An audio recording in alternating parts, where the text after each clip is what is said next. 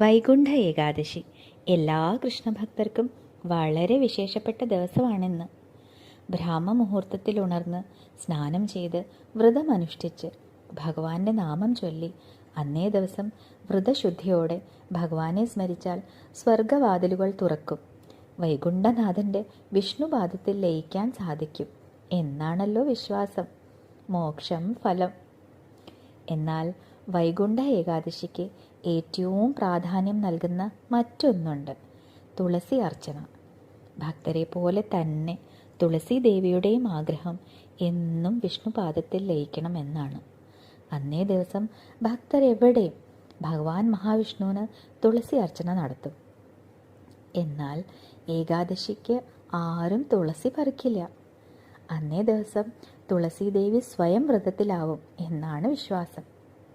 അതുകൊണ്ട് തന്നെ ദശമി നാളിൽ തുളസിയില പറിച്ച് ഏകാദശി നാളിൽ തുളസി അർച്ചന ചെയ്യണം. അങ്ങനെയാണ് പറഞ്ഞിരിക്കുന്നത്. ഈ വൈകുണ്ഠ ഏകാദശിക്ക് ഒരു തുളസിയിലെങ്കിലും പറിച്ച് ഭഗവാൻ ശ്രീകൃഷ്ണന് സമർപ്പിക്കാൻ ഓരോ ഭക്തർക്കും സാധിക്കട്ടെ. വൈകുണ്ഠ ഏകാദശി വ്രതത്തിൻ്റെ ഫലമായി ഭഗവാന്റെ അനുഗ്രഹം, സായുജ്യം എല്ലാ ഭക്തർക്കും ലഭിക്കട്ടെ. വൈകുണ്ഠനാഥ, പൊന്നു ഗുരുവായൂരപ്പ ശരണം. സർവം കൃഷ്ണാർപ്പണമസ്തു.